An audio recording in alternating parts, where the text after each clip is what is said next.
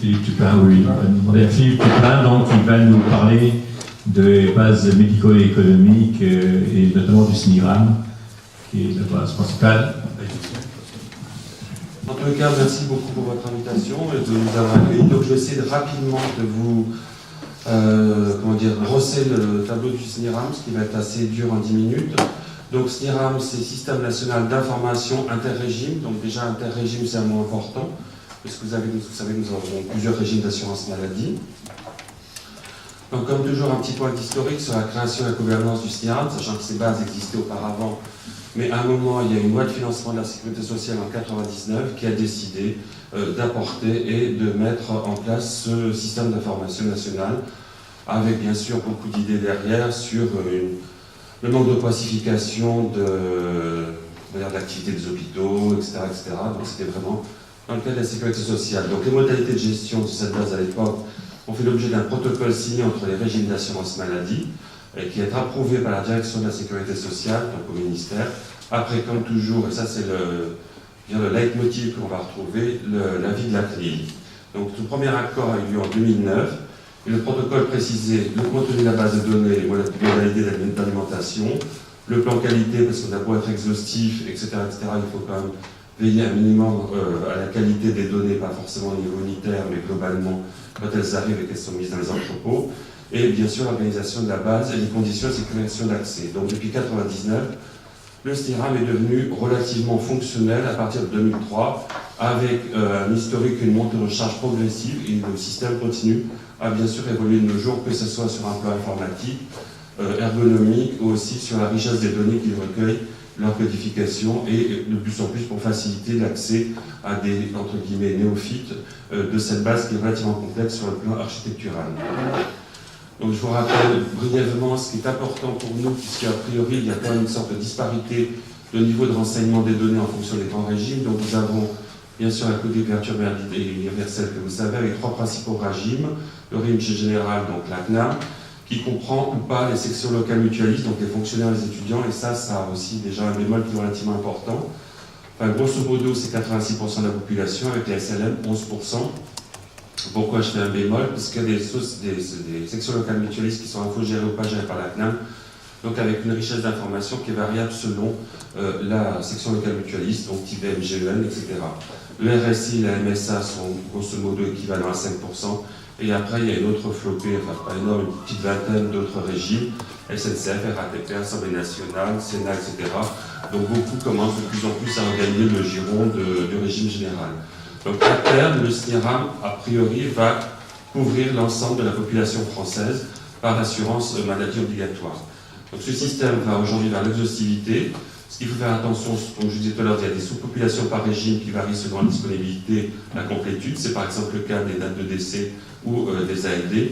Et bien sûr, en termes de temporalité des informations existantes, puisque quand je vous dis 2003, il y a peut-être des informations qui sont arrivées beaucoup plus tard, comme par exemple en 2010 ou 2011, par exemple, avec aussi le chaînage du PMSI. C'est aussi quelque chose qui est un peu dommage pour étudier, parce que je pense que vous imaginez ce que c'est que la représentativité. Donc comme nous avons quand même des populations différentes, si on étudie surtout le régime général, on va manquer certaines catégories de population. On le voit très bien que par exemple la population RSI et MSA est beaucoup plus âgée que la population du régime général. Donc si vous vous intéressez par exemple à des pathologies de la personne âgée, on aura une moindre représentativité de 69% par exemple par rapport aux 96% sur l'ensemble de la population. Donc comment ça marche pour vous donner un petit peu une idée grossière? Donc bien sûr tout ça, ça commence par un échelon local ou régional, enfin un grand underground plutôt. Donc arrivent traditionnellement à l'époque les feuilles de soins, les factures de cliniques qui arrivent aux caisses primaires d'assurance maladie, qui maintenant arrivent le plus souvent quand même par la carte vitale. Donc ces données sont engrangées à la caisse primaire qui fait les décomptes et les remboursements, parce que là on arrive tout de suite dans la logique économique du système, c'est rembourser l'assuré. Et on a bien sûr aussi des données sur les assurés, les offreurs de soins, que sont les praticiens, notamment ambulatoires. Une fois que ces données sont colligées, et ce qu'il faut savoir, c'est que les bases de données à cet échelon-là sont nominatives, c'est-à-dire que le personnel d'une CPL peut retourner au dossier en ayant le nom, les identifiants de la personne pour peut-être corriger le dossier, etc., etc. Et après, toutes ces données remontent à un échelon national, donc c'est là où il y a beaucoup de contrôle qualité pour voir un petit peu ce qui est rentré, etc. Et vous avez tous, dans cette salle, comme dans toute la France, un numéro d'identification, en gros votre numéro de sécurité sociale qu'on appelle le numéro d'inscription au registre national des identifications des personnes physiques, plutôt le NIR, numéro d'inscription au registre. Donc ce NIR est quelque chose de très sensible sur lequel la CNIL veille comme une boîte à bijoux. Et ce NIR, donc, quand il remonte, donc en gros le numéro de sécurité sociale adapté, devient complètement crypté et anonyme. C'est-à-dire que par exemple à l'échelon national, ça c'est intéressant de savoir pour des gens qui appellent après veulent faire des appariements, soit de registres, soit d'autres enquêtes avec des données du SNIRAM, le SNIRAM, on n'a rien de directement identifiant. C'est-à-dire que ça peut être indirectement identifiant, on peut avoir la date de naissance, etc. Mais on n'a pas un numéro unique pour un individu unique. Donc ça remonte. Et une fois que ce NIR est crypté, ça va dans un entrepôt de données qui est basé à Évreux, et arrivent les données des autres régimes, bien sûr, et arrivent aussi les données du PMSI, avec un NIR crypté, là aussi, donc c'est a priori le même numéro, mais il est crypté de la même façon, donc on peut apparier et chaîner les enregistrements. Et après aussi arrive de l'INSEE et d'autres, pas forcément encore pour tout le SNIRAM, les dates de décès, puisqu'après on n'est pas forcément renseigné de façon automatique. Donc il y a déjà une conjonction de flux de données qui arrive. Ce que je peux vous dire aussi, c'est que le SNIRAM, c'est l'ensemble de la population, et on a tiré au sort un échantillon généralisé des bénéficiaires qu'on appelle EGB, qui est un échantillon 1,97e. Pourquoi ? Parce qu'il est plus facile, parce que ce sont des volumes de données qui sont une des plus grosses bases du monde quand même, il faut imaginer ça. Donc des volumes qui sont relativement importants, donc qui prennent du temps machine, qui prennent du temps homme, et du coup cet échantillon a été créé, et on va voir aussi qu'il a été créé de façon peut-être intelligente pour qu'on puisse analyser certaines choses. Donc ce qu'il faut savoir maintenant, c'est qu'on est dans le monde de la donnée directement anonyme, mais pas forcément directement. Donc que contient le SNIRAM? Et là vous allez voir que c'est un trésor, mais à un moment ça peut être aussi un petit peu décevant. Donc on a des informations disponibles qui sont classiques, âge, sexe, lieu de résidence. On a la CMUC, donc la CMUC, ce qu'on cherche tous maintenant, c'est à faire des analyses selon le désavantage social. Il n'y a pas tellement d'informations dans le SNIRAM là-dessus, il n'y a que la CMUC. Et la CMUC, ce n'est pas la CMU, c'est la CMUC complémentaire, puisqu'elle est attribuée vraiment sur le seuil de revenu annuel qui est de 8 000 € par an. Je vous rappelle que ça, c'est inférieur au seuil de pauvreté, c'est 8% de la population française. Nous avons aussi des indicateurs de défavorisation géographique, donc des indicateurs plutôt communaux. Donc vous pouvez être riche dans une commune pauvre et vice-versa, mais ça donne quand même une idée de l'environnement. Nous avons aussi les ALD, comme disait tout à l'heure Xavier. Ce qu'il faut savoir, justement, si un jour vous avez des collaborateurs auxquels vous demandez des données, les ALD sont codés en SIM10. Parce que beaucoup, on raisonne sur ALD1, ALD2, ALD3, ALD4. Elles sont toutes codées en SIM10 à 3 chiffres, donc c'est quand même relativement avec un certain niveau de détail. Et en gros, l'ALD, c'est le patient ou le médecin traitant qui le demande pour le patient, après un avis du médecin conseil, et ensuite il est enregistré, sachant que ces fils sont des masses relativement importantes et pas forcément contrôlées. Là, nous allons assister aussi à un changement de mode d'attribution des ALD, c'est-à-dire que pour l'ensemble des ALD sauf 2, alors je n'ai pas donné des bêtises, mais c'est là, mais les maladies psychiatriques, les ALD pourront être directement demandés par le médecin traitant et directement attribués. Le contrôle ne se fera qu'a posteriori. Donc ça va peut-être changer aussi certaines pratiques. Donc nous avons aussi le statut vital, on sait si la personne est vivante ou décédée, mais on n'a pas ses causes de décès comme vous allez voir plus tard. On a les indemnités journalières, les maladies professionnelles, la réalité, ça concerne largement la CNAM, avec peut-être des bémols sur le niveau d'information. Et on a, alors là on est très fort sur les actes, les remboursements avec leurs dates, que ce soit la délivrance de médicaments, la biologie, les actes produits prestations, la CCM, la LPP, et les professionnels de santé. Avec toujours un bémol, c'est qu'on sait quand il a été remboursé. Il y a des champs auxquels ces informations manquent, c'est par exemple au niveau de l'hôpital. Vous savez par exemple que les examens biologiques de l'hôpital ne remontent pas, enfin ne sont pas identifiés, que ce soit dans le PMSI ou dans une base. Donc ce qui est en intra-hospitalier, on a du mal à l'avoir. Les médicaments pour les études d'observance, ça c'est assez génial. Sauf qu'après, certains peuvent vous critiquer en disant qu'on n'est pas là derrière le malade pour savoir si on a force à manger ces médicaments pour les avaler. Mais en gros, il les a achetés, ce sont pharmaciens, enfin, il les a pris chez pharmaciens. Et une part très importante pour moi, je trouve, dans le SNIRAM, c'est le PMSI. Le SNIRAM, c'est un terme générique, mais le PMSI est plus dedans. Des fois, du coup, on l'oublie un peu, mais c'est pour nous une phase très importante, puisque c'est très riche en informations. Donc maintenant dans le SNIRAM, vous avez l'ensemble des PMSI, que ce soit pour chez le jour, MCO, HAD, l'hospitalisation à domicile, soit suite réadaptation et le psy. Donc on couvre un petit peu toute la sphère hospitalière, mais comme vous avez remarqué, par exemple pour la psy, on ne découvre pas le médico-social, notamment les soins de secteur, etc. Et on a bien sûr, alors là, heureusement, les diagnostics qui sont codés par vous tous dans le PMSI, puis aussi par les DIN des hôpitaux. Bien sûr, les actes et produits de prestations qui sont faits à l'hôpital, que ce soit public ou privé. Depuis 2009, on a les consultations externes, pas forcément encore très très bien codées, mais elles arrivent. On a les médicaments dispositifs honnêtement en SUS, donc ça peut être assez intéressant sur le plan de la cancérologie, notamment avec des innovations de traitement de cancer de la prostate. Et on a les séjours facturés du traitement à l'assurance maladie. Donc ça, c'est ce qu'on a. Alors vous avez remarqué, si vous voyez, il y a quand même quelque chose qui nous manque, c'est les diagnostics du patient. C'est-à-dire qu'on a des diagnostics que si le patient est hospitalisé dans ce cadre-là ou s'il a une ALD. Sachant que tout le monde n'est pas hospitalisé, même quand on a une petite maladie ou une grosse maladie, et tout le monde n'est pas forcément en ALD, puisque des gens ont des ALD parce qu'ils n'ont pas, d'ALD parce qu'ils ont des pathologies, je veux dire en amont, type problème cardiaque, etc., ou ne veulent pas être sous ALD. Donc dans un monde idéal, ce qu'on voudrait, c'est avoir le plus de caractéristiques socio-économiques. On voudrait avoir le statut vis-à-vis de l'emploi et le type d'emploi. Ça, c'est très embêtant, notamment si pour un assureur, si vous faites des études sur les indemnités journalières, etc., on n'arrive pas à avoir le ratio des gens qui travaillent ou qui sont au chômage ou qui ne travaillent pas. On n'a pas du tout de facteurs de risque, que ce soit tabac, alcool, exercice, nutrition, antécédents familiaux, poids, surpoids. On n'a pas, comme je viens de vous dire, le motif, le diagnostic de consultation médicale ou paramédicale. Donc on ne sait pas. Alors, par exemple, dans les bases québécoises, ils l'ont. Enfin, ils ont une certaine diagnostic qu'ils peuvent appliquer au motif de la consultation libérale. Et on n'a pas du tout, ce que vous disiez tout à l'heure aussi, Xavier, les résultats. C'est-à-dire qu'on sait, par exemple, qu'un dosage de cholestérol a été fait, mais on ne sait pas s'il est normal, pas normal, borderline. Et idem pour l'histologie et la NAPAT. On a bien sûr des médicaments qui sont non remboursés. Tout ce qui est délivré sous le comptoir ou sous le comptoir de compteur, c'est des anti-inflammatoires non stéroïdiens, par exemple, ce qui peut être un peu embêtant quand on fait l'étude des pathologies rénales ou d'autres. On ne sait pas si la prise ou non du médicament, ça, je viens de vous le dire, et surtout, on ne sait pas, par exemple, si le traitement est adéquat, c'est-à-dire que vous avez des antihypertenseurs, mais finalement, est-ce que votre niveau d'hypertension est corrigé ou pas? On n'a pas non plus, ce qui peut poser certains problèmes, les médicaments qui sont délivrés à l'hôpital ou dans des centres de long séjour, parce que c'est l'hôpital qui fournit les médicaments, donc ça, nous n'avons pas de traces. Et ce qui nous manque aussi, ce sont par exemple les causes de décès. Alors par exemple, nous sommes en train d'étudier les soins palliatifs en ce moment, et ça nous pose beaucoup de problèmes.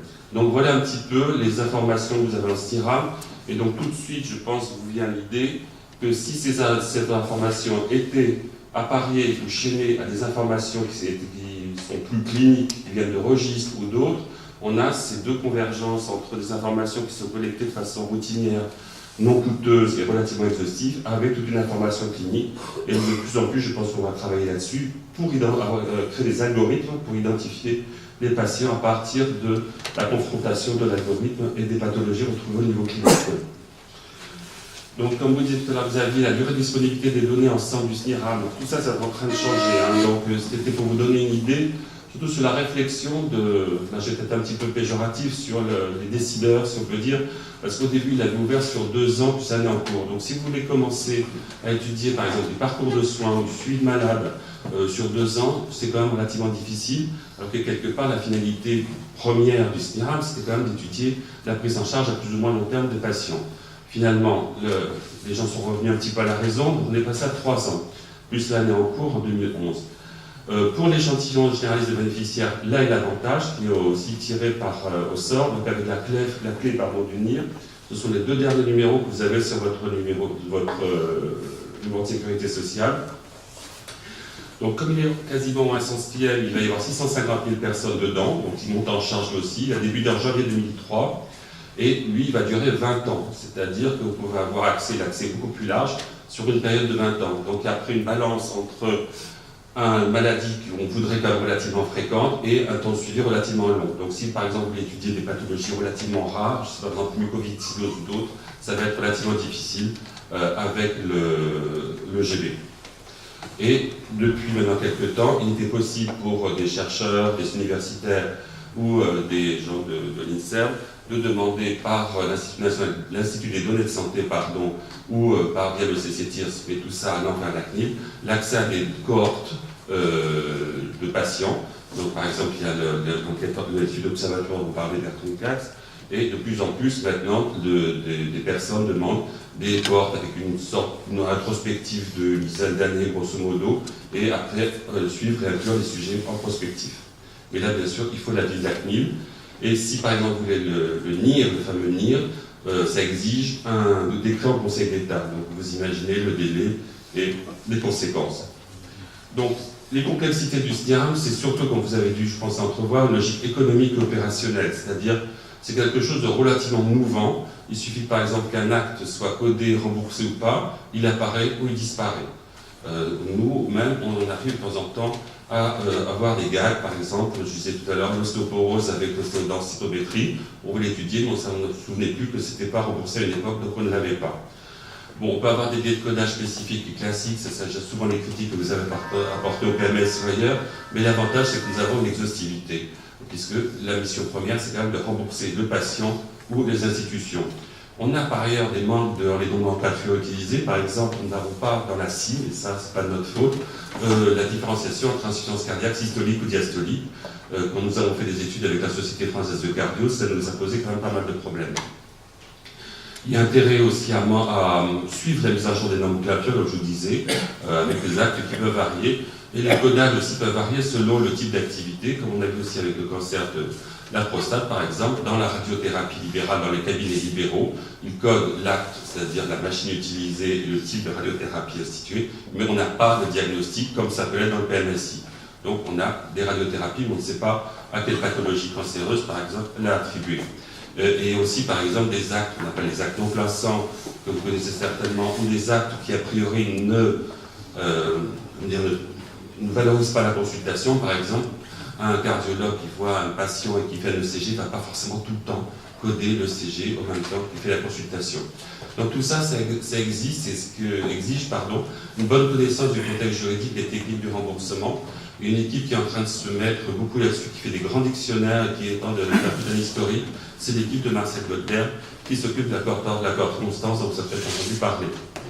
Donc, a priori, on comble petit à petit les champs qui étaient dans des zones d'ombre. Par exemple, on vient d'avoir un logiciel qui s'appelle ResideEHPAD et qui nous donne le lieu et la situation de l'ensemble des personnes qui sont hébergées en EHPAD.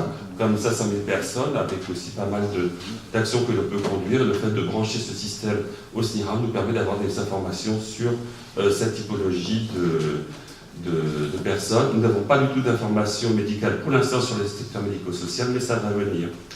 Donc, comme tout à l'heure vous disiez en introduction, 2017, avec les lois qui ont été votées cette année, c'est la création du système national de données de santé. Donc, grand chamboulement, avec surtout beaucoup, je pense, de textes et d'efforts qui ont été faits sur la sécurité des données. Ça, c'est très important. Et beaucoup aussi d'études sur les possibilités de réidentification des personnes, même si on n'a pas le NIR et le nom. Donc, est-ce que, par exemple, il y a des bases, par exemple, des urgences, où vous avez le lieu de résidence, la date de consultation aux urgences, l'heure, le diagnostic, etc., qui peuvent être forcément très identifiantes.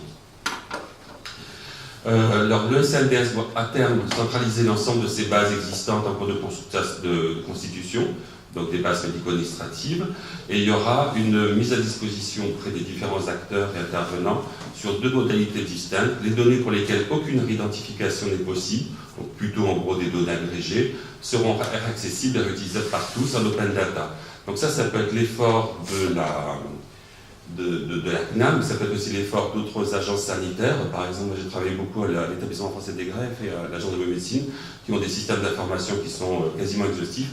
Et par exemple, un jour, à terme, il faudrait peut-être qu'ils aient des publications de personnes, inscrites d'attente, etc., etc. Donc après, vous avez les données potentiellement réidentifiantes, donc grosso modo le SNIRAM, les enregistrements par individu, alors seront utilisés par autorisation de la CNIL, ça ne change pas grand-chose comme d'habitude, mais elles seront autorisées par projet à des fins de recherche, d'études et d'évaluation d'intérêt public dans le domaine de la santé, mais quel que soit le statut du demandeur public ou privé. Donc ça, c'est assez novateur, et notamment les gens du privé, notamment de l'industrie pharmaceutique ou d'autres secteurs, siégeront à l'Institut national des données de santé, je vais vous parler après. mais il y aura quand même des finalités interdites, promotion du produit, modification des contrats d'assurance. Après, il faudra voir si tout ça c'est contrôlé.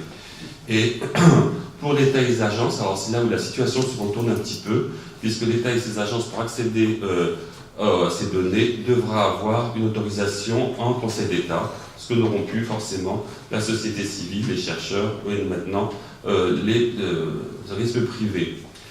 Donc, sur un plan pratique, la gestion opérationnelle de ce système est toujours confiée à l'assurance maladie. Le NIR va toujours exister, va devenir un pseudonymisé, il devrait y avoir d'autres techniques pour l'anonymiser. Et le but du jeu, c'est qu'on pourra quand même maintenant beaucoup plus facilement apparier, c'est-à-dire que le NIR avant c'était le CIR pour aller au Conseil d'État, maintenant c'est la CNIL qui va l'autoriser, ce qui ne veut pas forcément dire que ça va être beaucoup plus facile parce que depuis un an ou deux, la CNIL a une attitude dogmatique qui est assez pénible, c'est mon opinion, qui met plutôt des bâtons dans les roues à pas mal de gens. Et des fois, beaucoup de ces gens-là croient que c'est la CNAM qui est méchante, mais ce n'est pas forcément la CNAM. Petite parenthèse. Donc, on pourra les apparier à des registres, à des cohortes, des échantillons avec des données externes. Par exemple, tout ce qui concerne le dépistage du cancer du sein avec l'invitation des personnes, on pourra brancher et chaîner l'ensemble de ces variables et suivre, par exemple, l'évolution des personnes qui ont eu un dépistage régulier ou pas. Donc maintenant, il va y avoir une création de l'Institut national des données de santé. Donc cet institut est un petit peu embryonnaire pour l'instant puisqu'il existe déjà. C'était l'Institut des données de santé qui était un GIP situé à Charenton. Et maintenant, ça devient de plus en plus officiel. Il va siéger à l'avenue de Ségur, pas loin des dieux. Et il se substitue donc l'Institut des données de santé avec un périmètre des participants beaucoup plus large, le représentant des opérateurs privés, comme je vous disais, donc notamment le LEM, le SNITEM.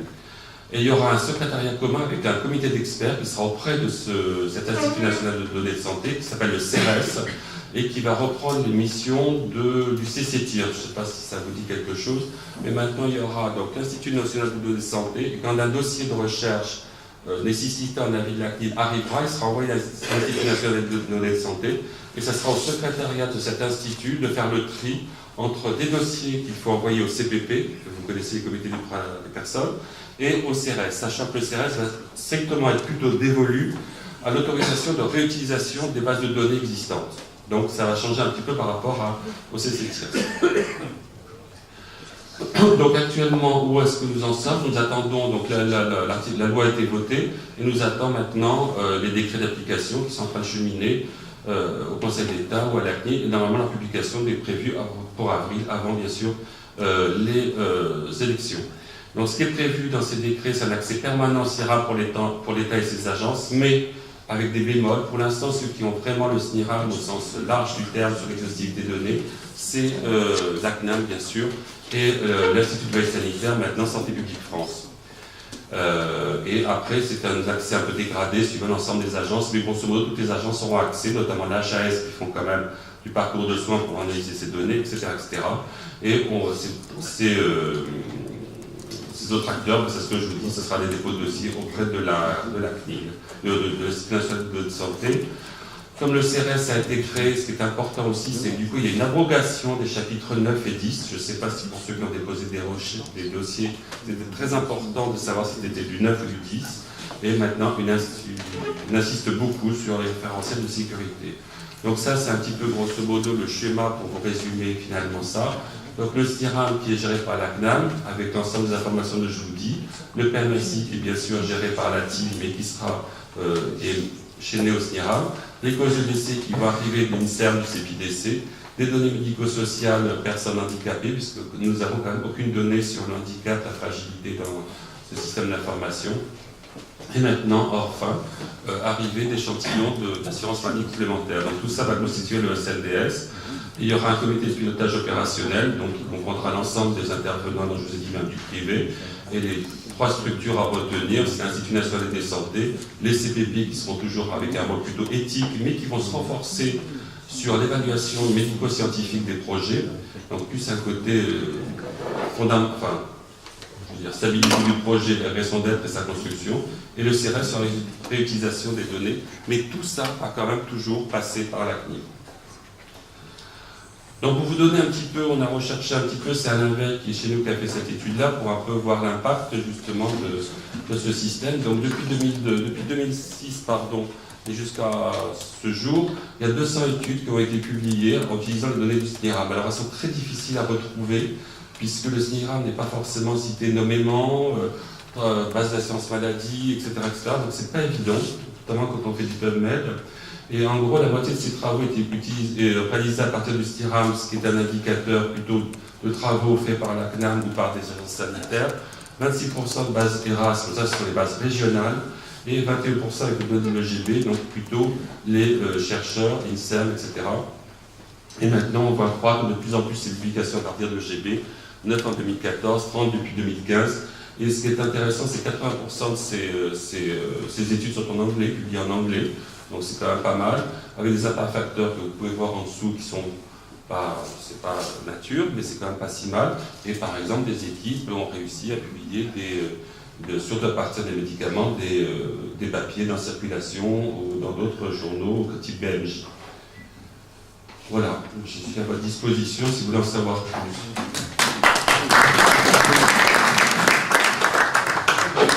Alors, avez-vous des questions sur la construction du SNIRAM, sur ses bases? Oui. Pour les études en fonction de la connaissance ou non du NIR, sur le plan pratique, on a vu que les études basées avec une anonymisation complète étaient relativement faciles d'accès. Pour les autres, des structures par exemple comme l'Académie nationale de chirurgie qui voudraient utiliser la thyroïdectomie ou la colectomie en France en fonction des régions et avec un chaînage des malades pour avoir... comment ça se passerait? Je pense que, bon, donc, avec un statut de société savante, le problème, c'est que, comme vous avez vu tout à l'heure, c'est que les accès aux bases sont en fonction de thématiques. Donc, comme je pense que vous, en tant que chirurgien, vous couvrez de nombreux domaines, donc il faudrait peut-être faire, par exemple, je sais n'importe quoi, mais une base sur la laparotomie, une base sur l'hypertrophie de la prostate, etc. Donc, vous auriez beaucoup, mais c'est vrai que vous auriez un champ magnifique à faire. Donc peut-être vous pouvez être promoteur et puis après peut-être chacun dans sa société savante. Moi, le bas qui blesse pour l'instant, mais ça va commencer à arriver de plus en plus en fonction d'une dynamique et d'un noyau dur, c'est les ressources humaines. C'est-à-dire que par exemple, la CNAM, c'est vrai qu'on n'est pas beaucoup, hein, on est une vingtaine, à travailler un peu là-dessus, à divers et variés. Donc on ne peut pas répondre à tous, on fait plutôt de l'assistanat et de l'aide. Mais ce qu'il y a, c'est qu'il va falloir à terme que de plus en plus de statisticiens, soit dans des unités INSERM, soit aussi, vous pouvez le demander dans des affiliations, dans le cadre de l'affiliation plutôt universitaire INSERM, l'accès soit à l'EGB. INSERM maintenant a quasiment des services qui sont spécifiques. Vous faites remonter une demande, ça passe à l'INSERM, Tolbiac, et hop, c'est parti. Donc vous pouvez avoir accès.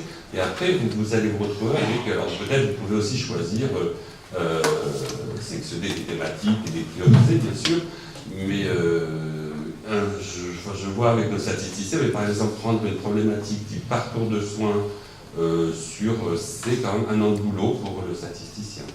C'est-à-dire que, mais on est encore en bas de ça, par exemple, on avait vu aussi Xavier et puis Bertrand nous ont beaucoup aidé, c'est déjà aller chercher, identifier ce que c'est qu'un cancer de la prostate, une hypertrophie de la prostate, sachant qu'on a que des diagnostics hospitaliers, des ALD, pour pas avoir des actes traceurs ou des médicaments spécifiques. Donc il y a déjà cette réflexion-là. Une réflexion qu'en cours dans maintenant beaucoup de sociétés savantes, qui va arriver bien sûr sur le marché. Là, je pense que c'est bien pour vous peut-être de prendre le train en marche et de voir un petit peu ce qui se passe, parce qu'il y a des gens qui ont quand même essuyé les plâtres. Mais pour moi, il faudrait vous doter quelque part d'une petite cellule de data manager ou de statisticien pour avoir un bras, pas des petites mains, j'ai l'impression, parce que c'est pas un joli mot, mais des gens qui aient les mains dedans, quoi. Bertrand Lecax. Mais je voudrais juste précisément compléter ce que vient de dire Philippe. Moi, je crois qu'il y a eu deux temps. Il y a eu un premier temps, effectivement, un peu des défricheurs, comme on a fait partie, mais justement, de par cette expérience, moi, je crois qu'il y a énormément de choses qui peuvent être potentialisées et qui sont synergiques. Il y a effectivement, il y a des espèces de dictionnaires à créer pour identifier les différentes pathologies. Et une fois que le dictionnaire est fait, c'est ce qu'on a fait effectivement avec Philippe, nous on l'avait fait pour Observapur, on leur a donné les mêmes dictionnaires au service à l'INCA. Bref, je pense, et je l'aborderai tout à l'heure, mais je pense que tu as complètement raison, C'est probablement une perspective que l'Académie de chirurgie devrait avoir. Et comme tu l'as dit, on pourrait très bien imaginer qu'elle soit, au fond, maître d'ouvrage et qu'elle délègue ensuite les choses à des sociétés savantes. Ce qui est compliqué, parce qu'au fond, l'amont, maintenant, l'extraction, c'est quand même, malgré ce que tu dis, ça roule plutôt bien. Ce qui est compliqué, comme toujours, c'est de donner du sens aux données. Et c'est pour ça que je crois que l'implication des sociétés savantes est absolument indispensable. Je ne donnerai pas un exemple, et ce n'était pas avec l'ACTA, mais une agence concernant le cancer de prostate était partie et avait fait un contresens total sur la signification des codes et partait dans quelque chose de complètement erroné. Donc je pense qu'il y a un message très fort, c'est qu'il faut que l'Académie de chirurgie, il faut que les sociétés savantes s'impliquent dans la compréhension de ces bases de données si on ne veut pas qu'un jour sortent des tableaux qui seront complètement déconnants. Mais si je peux me permettre de répondre, ce que je dis toujours quand les gens veulent commencer à s'investir, ça peut être aussi, c'est assez fédérateur, c'est très sympathique d'être autour d'un sujet de recherche, mais je pense qu'il faut quelqu'un, bien sûr, des cliniciens, des chirurgiens, etc., qui connaissent très bien la pathologie. Il faut quelqu'un d'intime, parce que c'est quand même très important, quelqu'un d'assurance maladie, pas forcément, mais quelqu'un qui connaisse les remboursements, etc. Et le travail à trois, on est en train de travailler par exemple sur l'antibiorésistance. C'est hyper compliqué et heureusement qu'on a des animateurs, etc., qui sont avec nous. Mais et par exemple, le codage DIN de l'antibiorésistance, c'est novateur et c'est aussi très complexe. Donc je pense qu'il faut vraiment. On est dans la multidisciplinarité, dans l'apport de chaque spécialité ou connaissance. D'autres questions, Richard Villers?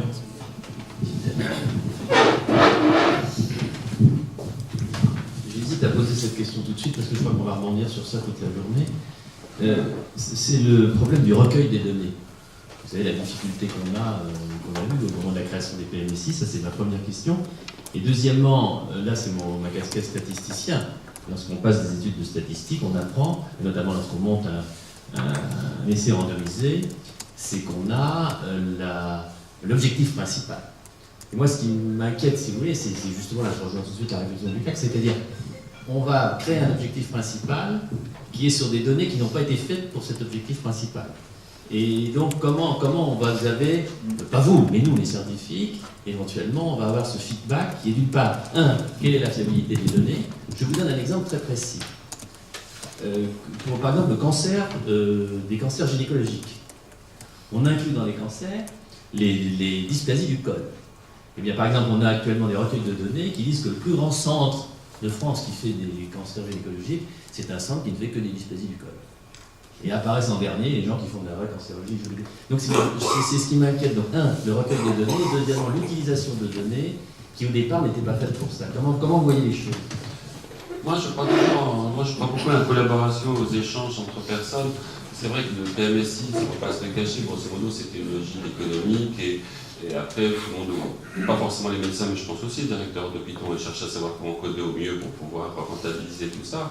Après, le fait aussi que chacun voit le retour d'information s'améliorer, donc je rêve peut-être un petit peu du Père Noël, mais tant que les gens n'ont pas mis les mains dedans et ont senti les choses, l'utilité, etc., après d'autres statisticiens vous diront, bon, de toute façon, c'est la loi des grands nombres, quand on fait une étude, c'est parti, et puis voilà, on a 60 millions de personnes, donc bien sûr tout ça. Mais je crois que après, il y a des méthodes, et ce qui est surtout, où je crois beaucoup, c'est par exemple, on a par exemple une étude sur la quadrithérapie post-infarctus, donc la schizophrénie, etc., etc. Et quand on regardait l'évolution à 3 ans, on voyait quand même un effet protecteur des statines assez intéressant, une disparition bien de l'effet des bêta-bloquants aussi. Donc il y a quand même des résultats qui sortent. Après, les biais, etc. Il y avait aussi des méthodes statistiques pour les éviter, ce qu'on ne pense pas tout ça. Mais je pense aussi que tout ça, ça peut être la genèse. Et je pense aussi, et là vous avez raison, je en a parlé tout à l'heure, en termes d'évaluation des pratiques et surtout de comparaison, ça peut être, et peut-être mettre de l'ordre dans les codages, etc. C'est peut-être aussi un peu votre rôle, parce que ça dépend, les financements dépendent peut-être un peu de ça, et puis après votre poids dans les agences. Moi, par exemple, je pense qu'on a enregistré, mais je vais le dire quand même, je suis assez étonné que par exemple l'HAS n'analyse pas le SNIRAM alors qu'elle en a l'accès, puisque c'est quand même avec ça qu'on peut voir ce qui se passe en termes de parcours de soins dans la vie réelle. Donc si vous avez par exemple dans vos asthmatiques, qu'est-ce que c'est qu'un asthmatique dans le CIRAM? Ça c'est une bonne question, mais il y a seulement que 10% qui ont des EFR par an, alors que la recommandation est 100%, on est où?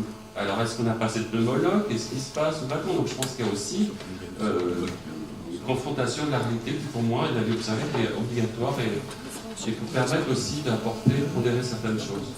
Et en un mot, juste je crois qu'il faut justement, et je répondrai mieux à ta question tout à l'heure, il ne faut surtout pas opposer ça à l'évidence-based medicine. Il faut imaginer que c'est un champ nouveau qui n'est pas du tout l'évidence-based medicine, qui reste le socle de notre connaissance, mais que ces approches-là, avec les limites que tu dis, va nous apporter justement des regards sur des sujets qu'on ne peut pas aborder dans l'évidence-based medicine. Et c'est pour ça que c'est passionnant. Merci. Nous aurons l'occasion de poser d'autres questions à Philippe. Un tout petit mot rapide pour répondre à la question sur les dysplasies du col. En fait, quand on connaît bien le PMSI, on sait très bien les détecter et faire la part des choses entre ce qui est dysplasie du col et véritable chirurgie cancérologique. Je viens de vérifier sur le PMSI.